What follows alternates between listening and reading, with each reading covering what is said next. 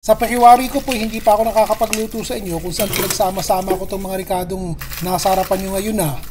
Ito po yung mga lamang dagat. Mukha lang po siyang luto dahil iba na ang kulay, di po ba? Ito pong mga hipon na malalaki na ito, galing po ito sa bansang Argentina. Medyo may kalakihan po. Umpisahan po natin ang pagluluto sa 2 kutsara ng butter. Pangkaraniwan na po na nag-uumpisa ako sa pagluluto ng lamang dagat, inuumpisahan ko sa butter na nilalagyan ko ng konting mantika. Timplahan na nga natin ng paminta. O tinawin po natin yan. Maglagay na po tayo ng sibuyas, maraming bawang. Maglalagay po tayo ng kasuba, pampakulay lang, pampalasa. Mga 1 kutsarang patis.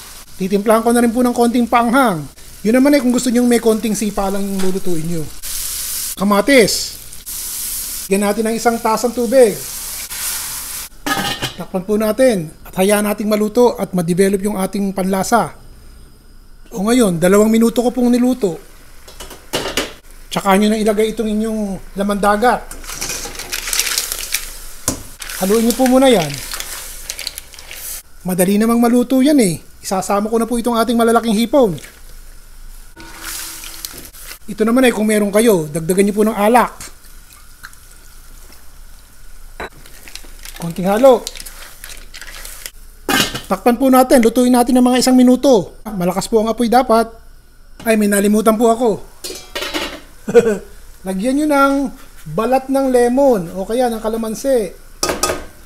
Lagi ako naglalagay niyan pampabango po yan. Takpan ulit natin. Narinig nyo ba yun? 2 minuto po yun. Tignan natin. Dapat yung halaan nyo tsaka yung tahong nakabukaka na. Kung hindi pa po nakabukaka, 2 bagay. Hindi pa luto o kaya naman patay na. Sara ulit natin. Lutuin pa natin 1 minuto. Bubuksan ko ulit. May bumubulong-bulong po sa likod ko. Si Manang. Gusto daw po niya masabaw. Sabi ko hindi ito tinola. O swam. Gusto ng ni Manang may sabaw. O dilagyan natin ng sabaw. 5 minuto. Po natin ang kinchay, sibuyas na mura. O ito po, cilantro.